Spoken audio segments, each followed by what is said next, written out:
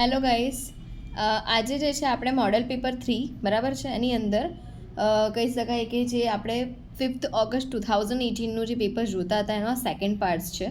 Okay, તો આપણે start કરીએ પહેલાં જે પણ લોકો ફર્સ્ટ ટાઈમ ચેનલમાં જોડાઈ રહ્યા હોય ચેનલને ફોલો, શેર અને સબસ્ક્રાઈબ કરવાનું અને વિડીયોને લાઇક કરવાનું બિલકુલ પણ ના ભૂલતા. Okay, so let's begin the start our lectures with the questions. It's question number 51. નીચેનામાંથી કયું વિગત જૂથ અસંગત છે? કનૈયાલાલ માણેકલાલ મુનશી એમને ગુજરાતી સાહિત્યકારના ઇતિહાસકાર, નવલકથાકાર અને નાટ્યકાર કહેવાય છે. પન્નાલાલ પટેલ જ્ઞાનપીઠ પુરસ્કારથી સન્માનિત નવલકથાકાર અને નાટ્યકાર છે. સુમન શાહ વિવેચક, વાર્તાકાર અને નવલકથાકાર છે. સુરેશ જોશી અર્વાચીન યુગના પ્રણેતા, કવિ અને વિવેચક છે. કયું અસંગત છે એમ પૂછ્યું છે તમને. તો આજે સુરેશ જોશી માટે કીધું છે ને તમને અર્વાચીન યુગના પ્રણેતા તો હતા એ બરાબર છે. અર્વાચીન યુગના જે છે એ પ્રણેતા જે છે એ કોણ છે? સુરેશ જોશી જે હતા નહીં પણ કોણ હતું? નર્મદ અને દલપત હતા. સુધારક યુગ જેને કહેવાતો હતો 19મી સદીવાળો અત્યાર સુધીનો બરાબર છે. અને જે કહેવાય સુરેશ જોશી હતા આધુનિક યુગના પ્રણેતા હતા, અર્વાચીનના હતા બરાબર. એટલે એ ખોટું તમારું થઈ ગયું. કવિ અને વિવેચક તો હતા રહ્યા પણ સુરેશ જોશી અર્વાચીન યુગના નહીં આધુનિક યુગના પ્રણેતા હતા. એટલા માટે અહીંયા ઓપ્શન નંબર ડી જે છે કરેક્ટ આવશે કેમ કે અસંગત છે. તો બીજું જુઓ તો કનૈયાલાલ માણેકલાલ મુનશી એ ગુજરાતી સાહિત્યના ઇતિહાસકાર, નવલકથાકાર અને નાટ્યકાર હતા, એ કરેક્ટ છે. પન્નાલાલ પટેલ જ્ઞાનપીઠ પુરસ્કારથી સન્માનિત 1985માં એમને મળ્યો હતો, નવલકથાકાર અને નાટ્યકાર છે, એ પણ કરેક્ટ છે. સુમન શાહ વિવેચક, વાર્તાકારના નવલકથાકાર છે, એ પણ કરેક્ટ છે બરાબર. ખાલી સુરેશ જોશીનું અર્વાચીન નહીં પણ આધુનિક યુગ આવે તો એ રોંગ થઈ ગયું છે. ક્લિયર? લઘરો કાવ્યના કવિનું નામ જણાવો. ચીનુ મોદી છે, ચંદ્રકાંત શેઠ છે, લાભશંકર ઠાકર કે ચંદ્રકાંત ટોપીવાળા. તો લઘરો કાવ્યના જે કવિ છે એ કોણ છે? તો લાભશંકર ઠાકર. કોણ છે લઘરો કાવ્યના કવિ? તો એ લાભશંકર ઠાકર છે. નીચેનામાંથી સર્વથા સુસંગત વિગત જૂથ જણાવો. સર્વથા સુસંગત એટલે એકદમ કરેક્ટ હોય એવી. અખે ગીતા કવિ ગોપાલ વેદાંતી ગ્રંથ છે. મારી હકીકત કવિ નર્મદે લખી એમની જીવન કથા છે.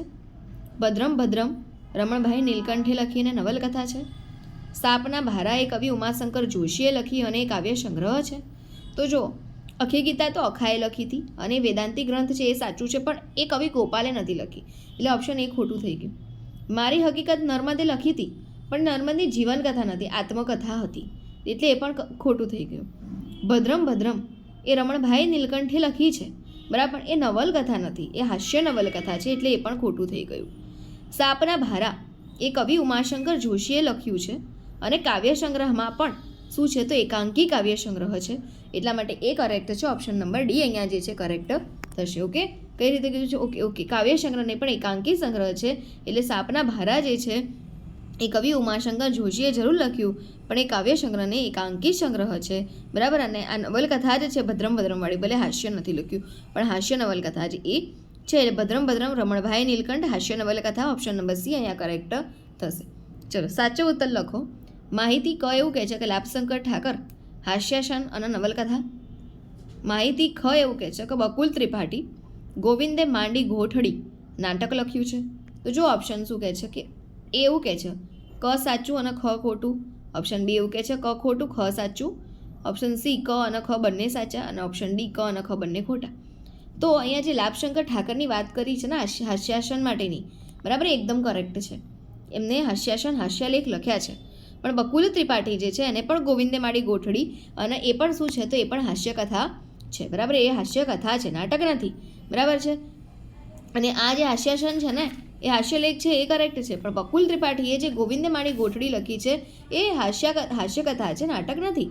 એટલે ઓપ્શન નંબર ડી જે છે કરેક્ટ થશે કે ક અને ખ બંને ખોટા છે કેમ કે લાભશંકર ઠાકરે હાસ્યાસન નવલકથા નહીં એ હાસ્યલેખ લખેલો છે બરાબર.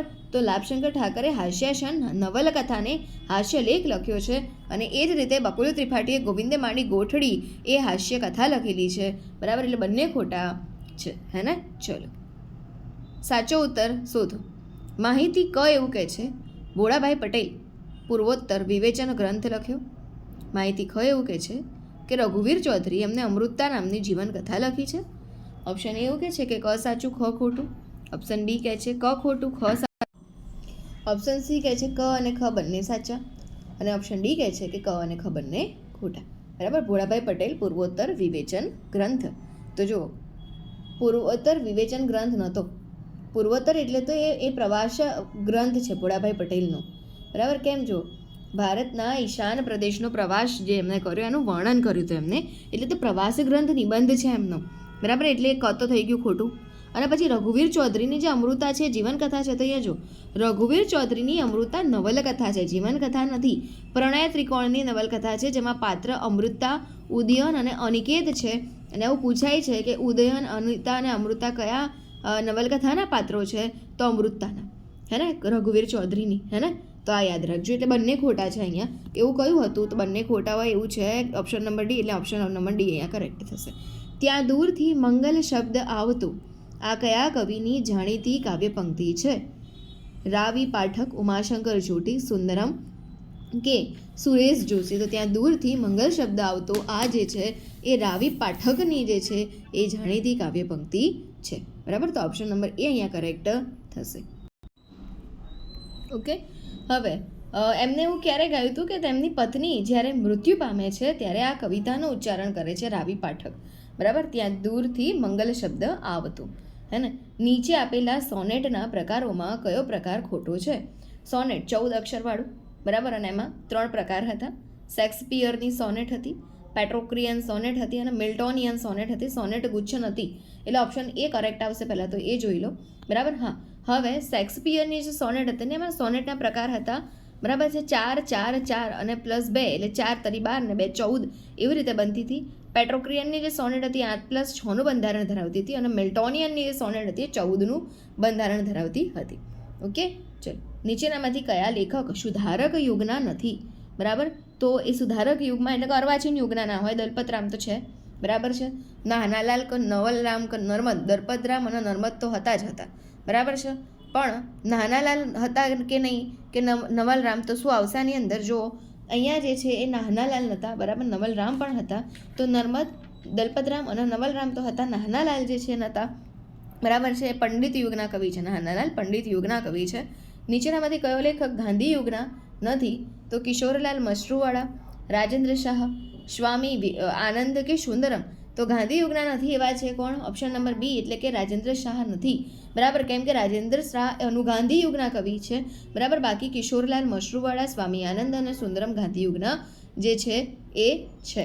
બરાબર છે. અને નથી તો એ કોણ આવે? તો એની અંદર જે છે શું જોવા મળશે? ઓપ્શન નંબર બી, કે જે શું કહે છે ઓપ્શન નંબર બીની અંદર કે રાજેન્દ્ર શાહ નથી, ગાંધી યુગના કવિ છે. ઓકે. નીચેનામાંથી કયું ખંડકાવ્ય કવિ કાંત દ્વારા રચાયેલું નથી? દેવયાની, વસંત વિજય, અતિજ્ઞાન કે સારસી. તો અહીંયા જે છે શું આન્સર જોવા મળશે? સારસી જે છે એ અહીંયા આગળ કહી શકાય કે ખંડકાવ્ય જે છે એ કવિકાંત દ્વારા નથી રચાયું. બાકી તો કવિકાંતે દેવયાની, અતિજ્ઞાન અને વસંત વિજયની રચના કરેલી છે. પણ અહીંયા જે સારસી છે રાવજી પટેલે રચ્યું છે. બરાબર. ભૂખી ભૂતાવળ એ કઈ નામાંકિત નવલકથાઓમાં આવતું પ્રકરણ છે? વડામણા, જન્મટીપ, મળેલા જીવ કે માનવીની ભવાઈ. તો આ જે છે ભૂખી ભૂતાવળ એ કહી શકાય કે માનવીની ભવાઈ છે એની અંદરથી લીધેલું છે અને પન્નાલાલ પટેલે લખેલું છે. બરાબર. ભૂખી ભૂતાવળ એ કઈ નામાંકિત નવલકથામાં આવતું પ્રકરણ છે? તો માનવીની ભવાઈ અને પન્નાલાલ પટેલે જે છે લખેલું છે. બરાબર. પન્નાલાલ પટેલની નવલકથા છે ઓપ્શન નંબર એ. વડામણા જે છે એ એની શું છે? તો વડામણા પન્નાલાલ પટેલની જ નવલકથા છે. અને ઈશ્વર પેટલીકરની નવલકથા છે જન્મટીપ. જન્મટીપ જે છે એ ઈશ્વર પેટલીકરની નવલકથા છે. સોક્રેટિસ નવલકથાના લેખકનું નામ જણાવો.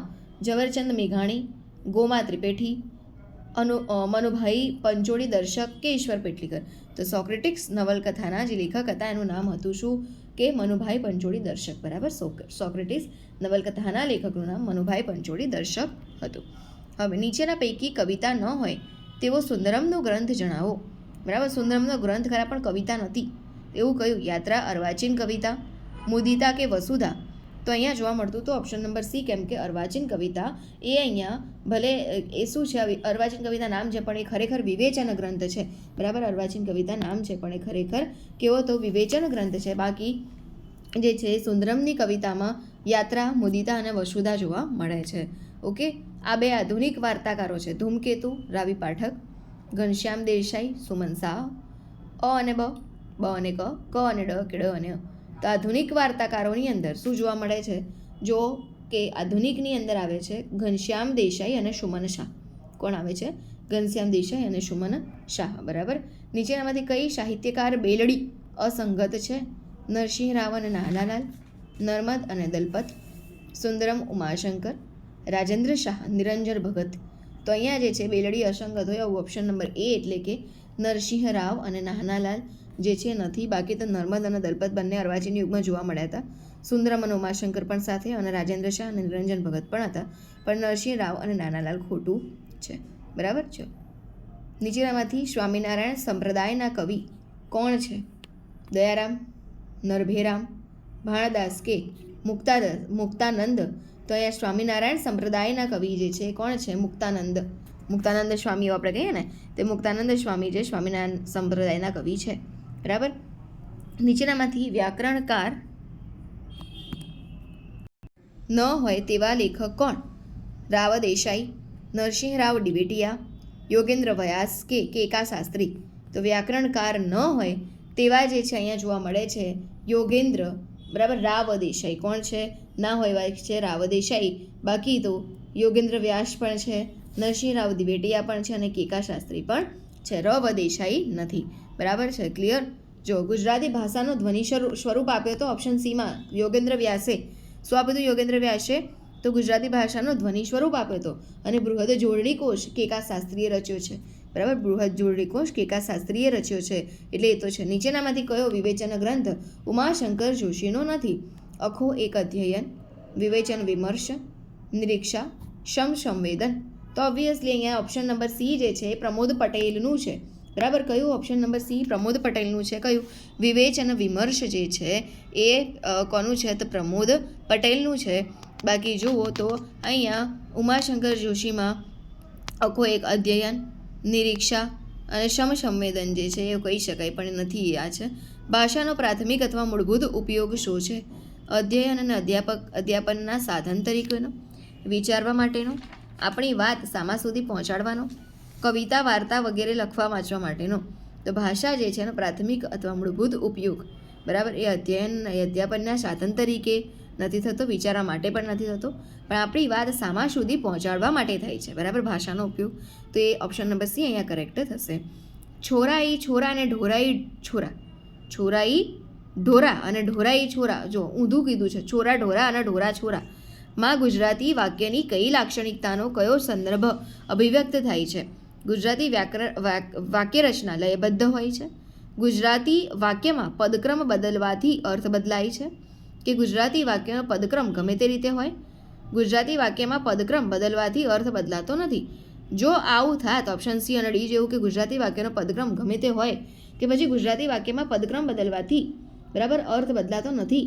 તો પછી સાર્થ જોડણી કોષ જ્યારે બન્યો ત્યારે ગાંધીજી એવું લખ્યું ઉપર, શું લખ્યું કે હવે પછી કોઈને પણ સ્વેચ્છાએ જોડણી કરવાનો કે પછી કશો પણ સુધારા વધારા કરવાનો અધિકાર નથી. સાર્થ જોડણી કોષ જુઓ અને પછી કરો તો આવું કીધું હોત નહીં. બરાબર. જેવો પદ બદલાય એવો એનો જે છે એ, અને ઇવેન ધો આપણે એકના એક શબ્દ વાપરીએ તો પણ એના મિનિંગ્સ બદલાઈ જાય છે, હે ને, કે કઈ રીતે તમે બોલ્યા.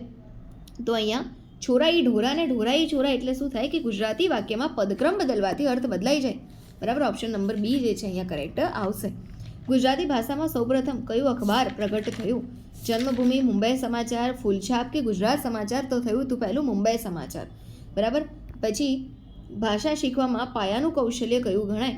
જો તમારે ભાષા શીખવી છે, ભણવું છે, તો હું તમને કહું છું ઘણીવાર કે વિડીયો ચાલુ કરીને મૂકી દો, સાંભળો, જુઓ નહીં તો કંઈ નહીં. તો શું જરૂરી છે? શ્રવણ કૌશલ્ય જરૂરી છે. તમે જેવું સાંભળશો એવું બોલશો. બરાબર ને? તો શ્રવણ કૌશલ્ય જરૂરી છે. ઓપ્શન નંબર એ કરેક્ટ થશે. નીચેનામાંથી કયું વિધાન અયોગ્ય છે તે કહો? ભાષા માનવીની એક વિશેષતા છે? ભાષા શીખવી અને શીખવવી પડતી પ્રવૃત્તિ છે? ભાષા સામાજિક પ્રવૃત્તિ છે? અને ભાષા કુદરતી બક્ષિસ છે? તો કયું અયોગ્ય કહેવાય? ઓપ્શન નંબર બી, ભાષા શીખવવી પડતી નથી. તમે જેવું શીખો ને, બરાબર છે, તમે જેવું સાંભળો ને એવું તમે બોલવા લાગો. તમને કોઈ શીખવવું ના પડે. બરાબર. નાનું બાળક હોય ને રોજ રાઇમ સાંભળતું હોય તો એ બોલે એવું. બરાબર છે. અને જેવી ભાષાના એન્વાયરમેન્ટમાં રહેતું હોય તેને શીખવવું ના પડે. એ સાંભળીને જ બોલવા લાગશે. બરાબર. તેને શીખવવી નહીં પડે. બાકી તો તમે જે છે ને શીખવશો તો પણ નાનું બાળક જો નહીં ઈચ્છે ને કે હું મારે નથી બોલવું તો એ નહીં જ બોલે, તમે ગમે તે કરી લો. એટલે શીખવી પડતી પ્રવૃત્તિ નથી એ. ભાષા માનવીની એક વિશેષતા છે તો છે, એ તો સામાજિક પ્રવૃત્તિ પણ છે અને ભાષા કુદરતી બક્ષિસ પણ છે. એટલે ઓપ્શન બી અહીંયા જે છે આવશે નહીં. બરાબર. ગુજરાતી ભાષામાં માન્ય સ્વરો 8 છે એવું કોણે પ્રસ્થાપિત કર્યું? પ્રા જયંત કોઠારી, શ્રી કેકા શાસ્ત્રી, ડૉક્ટર પ્રબોધ પંડિત અને ડૉક્ટર યોગેન્દ્ર વ્યાસ. તો ગુજરાતી ભાષામાં માન્ય સ્વરો 8 છે એવું કીધું હતું કોણે? તો જો એવું કીધું હતું આપણા ઓપ્શન નંબર સી એટલે કે ડૉક્ટર પ્રબોધ પંડિતે કીધું હતું. ગુજરાતી ભાષામાં માન્ય સ્વરો 8 છે એવું ડૉક્ટર પ્રબોધ પંડિતે કહ્યું હતું. કમળાશંકર પ્રાણશંકર ત્રિવેદીએ રચેલા વ્યાકરણ ગ્રંથનું નામ આપો. પાઠ્ય બૃહદ વ્યાકરણ, ગુજરાતી વ્યાકરણમાં પરિવર્તન, થોડોક વ્યાકરણ વિચાર, જૂની પશ્ચિમી રાજસ્થાની. તો કમળાશંકર પ્રાણશંકર ત્રિવેદીએ રચેલા વ્યાકરણ ગ્રંથનું નામ હતું કયું? તો એ હતો તમારો પાઠ્ય બૃહદ વ્યાકરણ.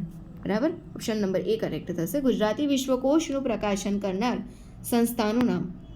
ગુજરાતીના વિશ્વકોશનું પ્રકાશન કરનાર સંસ્થા ગુજરાતી સાહિત્ય પરિષદ, ગુજરાતી સાહિત્ય અકાદમી, ગુજરાત વિકાસ વિશ્વકોશ ટ્રસ્ટ કે ભારતીય વિદ્યાભવન. તો અહીંયા ગુજરાતી વિશ્વકોશનું પ્રકાશન કરતું જે છે એ કોણ છે? તો option number C Gujarat Vishwakosh trust. બરાબર. ગુજરાતી વિશ્વકોશનું પ્રકાશન ગુજરાત વિશ્વકોશ ટ્રસ્ટ દ્વારા અમદાવાદ ખાતે આવેલી છે. ભીને વાન શબ્દનો અર્થ શું? તો ભીનું ભીંજાયેલું શરીર, શરીરનો શામળો વર્ણ, શરીરે પાતળા બાંધાનો કે શરીરે રૂપાળો. તો ભીને એટલે થાય સામળો, કાળો, કૃષ્ણવાળો. બરાબર. તો શરીરનો સામળો વર્ણ. ઓપ્શન નંબર બી ભીનેવાન એટલે કે શરીરનો શામળો વર્ણ. ગોપાળનો કયો અર્થ લઈએ તો તેનો અર્થ શ્રી વિષ્ણુ એવો થાય? ગો એટલે કે પૃથ્વી અથવા સૃષ્ટિને પાળનાર, બોલનાર. બરાબર. કે પછી ગોપાળ એટલે કે ગો એટલે કે ગાયોને પાળનાર કે પોષનાર. બરાબર. કે પછી ગો એટલે કે વાણી અથવા શબ્દને પાળનાર કે પોષનાર. અને ગો એટલે કે પ્રકાશના કિરણોને પાળનાર કે પોષનાર. તો અહીંયા શું કહેવાય કે ગોપાળ, એમાં વિષ્ણુ શું કરતા હતા? ગાયોને પાળનાર અને પોષનાર હતા, હે ને? તો એ ઓપ્શન બી અહીંયા કરેક્ટ તમારો થશે. ચલો. સટ્ટ દર્શને ખોળ્યો ન લાધેરે એટલે શું? ન્યાય, વૈશેષિક, મીમાંસા, શાક્ય વગેરે 6 વૈદિક દર્શનથી પણ જેને જાણી શકાયો નથી તેવો, દર્શન નામના 6 માણસોથી પણ શોધી ન શકાય તેવું, 6 વખત દર્શન કરવા છતાં પણ જે મળે નહીં તે, 6 વખત પૂજવાથી પણ જે મળે નહીં તે. તો સટ્ટ દર્શને ખોળ્યો ન લાધેરે એટલે કે ન્યાય, વૈશેષિક, મીમાંસા, સાંખ્ય વગેરે 6 વૈદિક દર્શનથી પણ જેને જાણી શકાયો નથી તેવો એને કહેવાય સટ્ટ દર્શને ખોળ્યો ન લાધેરે. ઓપ્શન નંબર એ કરેક્ટ થશે. નીચેનામાંથી લાલિત્યવાચક શબ્દ કયો કહેવાય? હરિ, હરજી, હર કે અંતર્જામી. તો આવશે શું? હર. બરાબર. હર એ લાલિત્યવાચક શબ્દ કહેવાય છે. વિરાટ શબ્દનો વિરોધી. વિરાટ એટલે બહુ જ મોટું, વિશાળ, કદાવર. બરાબર. અને એનો વિરોધી કે તો તમને શું જોવા મળે? વિરાટનું અલ્પ કે વામન? શું જોવા મળશે? વામન. બરાબર. શું થઈ જાય? વામન. બરાબર. વિરાટ એટલે એનો વિરોધી વામન થઈ જશે. હવે 2 પાંદડે થવું. આ રૂઢિપ્રયોગનો સાચો અર્થ જણાવો. એક પાંદડું હતું તેના 2 પાંદડા થયા. ઘણા પાંદડા હતા તેમાંથી 2 પાંદડા થઈ જવા. પાંદડા વગરનું હતું તેને 2 પાંદડા થયા. આર્થિક સ્થિતિ સારી થવી તે. તો 2 પાંદડે થવું એટલે કે જેની આર્થિક સ્થિતિ સારી થવી તે. ઓપ્શન નંબર ડી અહીંયા કરેક્ટ થશે. હવે ગુર્જર ગુર્જર ભાખાએ નલરાના ગુણ મનોહર ગાવું. આ ઉક્તિ કયા કવિની છે? ગુર્જર ભાખાએ નલરાના ગુણ મનોહર ગાવું. ભાલણ, પ્રેમાનંદ શામળ કે નરસિંહ મહેતા. તો આ જે છે એ કોની છે? ભાલણની છે. ગુર્જર ભાખાએ નલરાના ગુણ મનોહર ગાવું એ ભાલણે ગાયેલી કવિતા છે. બરાબર.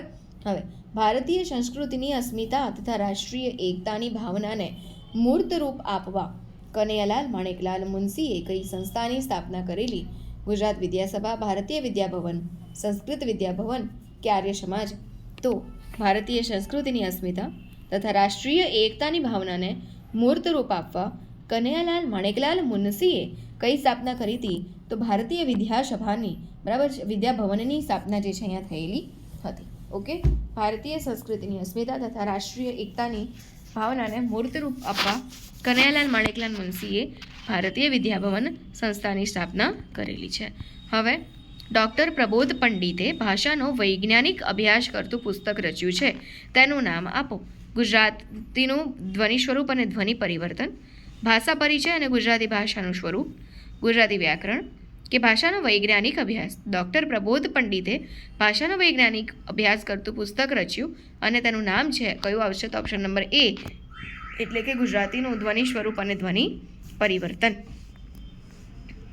નીચે આપેલા શબ્દ જૂથોની સાર્થકતા તપાસો. સૂર્ય મિહિર, વીજળી દામિની બંને સમાનાર્થી જૂથ છે. સાર્થક નિરર્થક, નશ્વર તો ક્ષણિક બંને વિરોધાર્થી શબ્દ જૂથ છે. બરાબર, તો શું અહીંયા કરેક્ટ થશે? જુઓ, ઓપ્શન નંબર સી જે છે કરેક્ટ થશે. શું કહે છે કે એ સાચું અને બ ખોટું, એટલે કે સૂર્ય એટલે મિહિર થાય અને વીજળી એટલે દામિની થાય, બંને સમાનાર્થી છે. સાર્થક એટલે નિરર્થક થાય પણ નશ્વરનું ક્ષણિક જે છે એ વિરોધાર્થી નથી થતું, એટલા માટે બ ખોટું છે અને એટલા માટે શું થઈ જાય છે? ઓપ્શન નંબર બી કે ઓપ્શન નંબર સી કે જે એ સાચો વિધાન છે અને બી ખોટું છે. ગુજરાતી જોડણીમાં કેટલાક હસ્વઈ, દીર્ઘઈ તથા હસ્વ ઉ તથા દીર્ઘઈ ઉ ના ભેદને નકારે છે, કારણ કે એમને આવો ભેદ લેખનમાં ભારરૂપ જણાય છે. એનાથી હવે અર્થભેદ થતો નથી, એથી એવા ભેદની એમને જરૂર જણાતી નથી. આવો ભેદ કરવો એ એમને નકામી ઝંઝટ લાગે છે.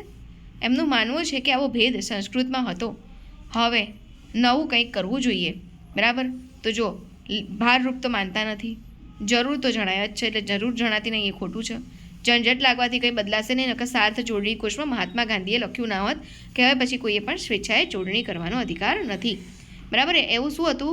તો એમાં એવું હતું કે એમને એવું માનવું હતું કે જે આવો ભેદ છે ને સંસ્કૃતમાં હતો, હવે કંઈક નવું કરવું જોઈએ. એટલે ઓપ્શન નંબર ડી જે છે અહીંયા કરેક્ટ થશે. જેમ કે દિન એટલે દિવસ થાય અને દીર્ઘઈવાળો દિન આવી જાય તો ગરીબ થઈ જાય. બરાબર, એટલા માટે. માહિતી ક એવું કહે છે પંજાબી, બંગાળી અને અસમિયા ગુજરાતીની સગોત્ર ભાષાઓ છે. અને માહિતી ખ એવું કહે છે કે તમિળ, કન્નડ અને તેલુગુ એ ગુજરાતીની સગાંત્ર ભાષાઓ નથી. બરાબર છે, તો શું જોવા મળે છે?